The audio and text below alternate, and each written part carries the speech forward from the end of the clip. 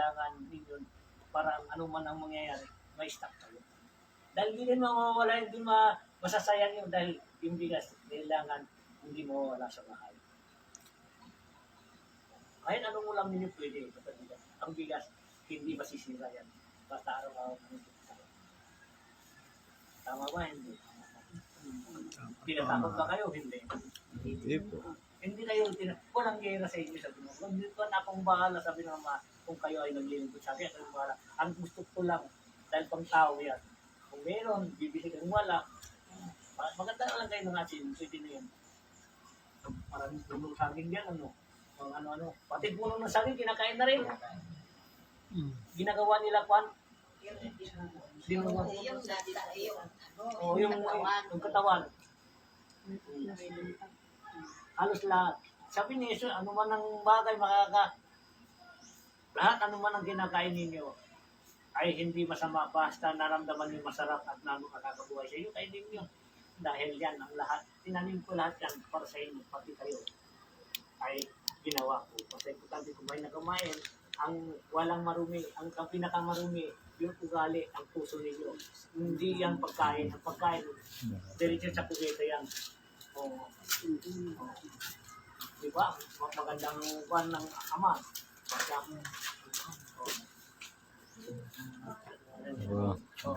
Sabi niya nga mo, maganda-handa lang kayo, ha? Ang sinasabi ko ito, naramdaman ninyo nga, kayo na mismo naramdaman ang paligid natin, patas na patas ng gasolina. Dito sa tabi na. Habang mura pa,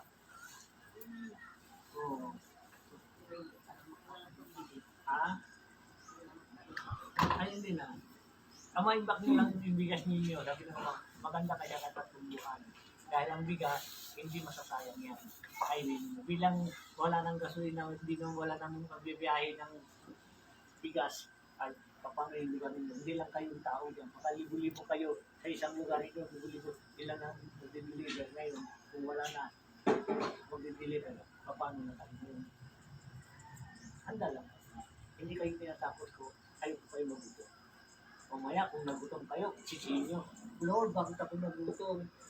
Kabiro, sinabi ko na nga sa inyo, maganda kayo, ano, kainin nyo na yung pera ninyo. Kainin nyo na. Dahil yan naman yung malaga sa inyo. Hindi isip ang sarili ninyo. Lord, wala na kami ulam. Ay, yung panahon nyo, marami kang pera, anong ginawa mo? Kasi sayang mo to. Nag-alanganin ako ngayon. Pagdating ng oras yun, ano mabibili mo? Ano mabibili mo? Wala na. Dahil kailangan, kung nag-i-re sa ibang bansa, kung alam mo mangyayari, ay pag-stock ka ng pagkain mo. Kung ano-ano man, ay may stock na. Huwag lang dalawang isip, huwag kayo dahil araw-araw kinakain nyo yan, kahit bigas na lang yan namin. Dahil yung bigas, baka biglang walang magbibili. Kasi ang karamihan natin dito, galing sa ibang bansa ang bigas. Sa dami ng tao dito. Maniwala kayo, hindi? Kung wala nang deliver.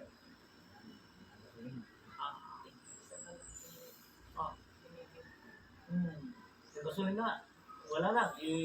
Limitado na. Ngayon, yung mga deliver sa malayo, kung limitado yung gasolina nila, magbibili pa sila, hindi na. Ganda na sa lugar nila. Ngayon, sasabihin, Lord, bakit mo kanito babayaan? Lord, bakit gano'n? Sinabi ko na sa inyo sa kahit bigas na lang, maspan na lang, para hindi lang tayo magugutom. Dahil kahit magbili na kayo ng asin, ka ng tolos, anong man ang bumutuba sa may bigas, yan mahalaga sa inyo, sa bahay. Yun ang sinabi na Ama ni Bernes. Huwag baliwalain, isipin nyo ang gasolina ninyo, pataas ng pataas, dahil hinahadlang ng kalibang bansa yung mabibili. Maraming kawawa. Ang kawawa ngayon ng mga mayayaman.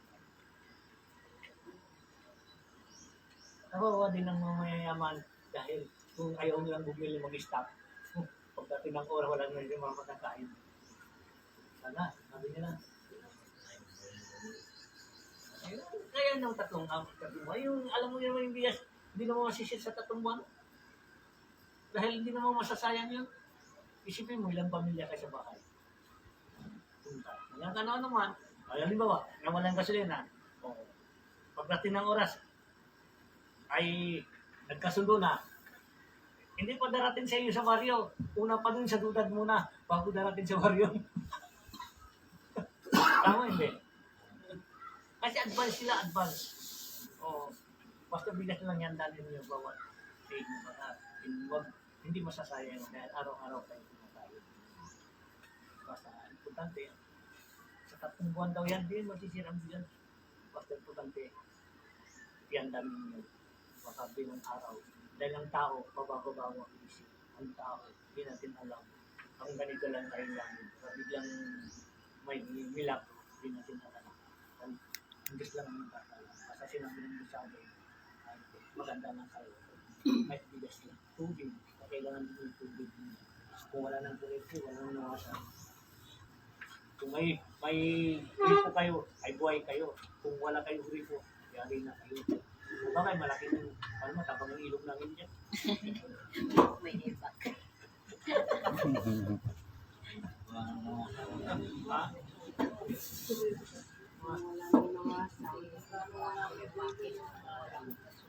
Oh.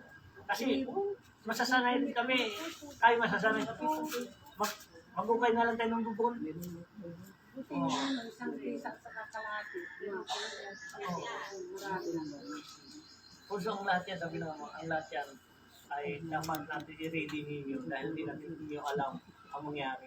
Bakit sa ibang bansa, sabi naman, alam nila mangyayari ang gera sa kanila. Hindi ba? Ayun po, Nay. Ngayon, ano dati? Kasi nakasulat din sa Biblia. Okay lang. Oh, very good.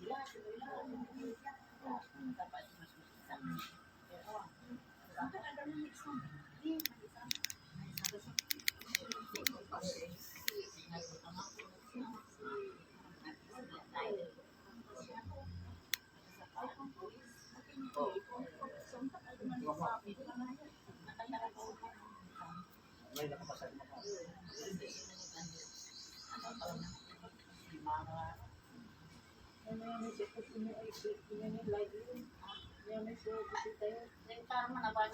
Nagdakatan po sa inyo pong mga nanonood.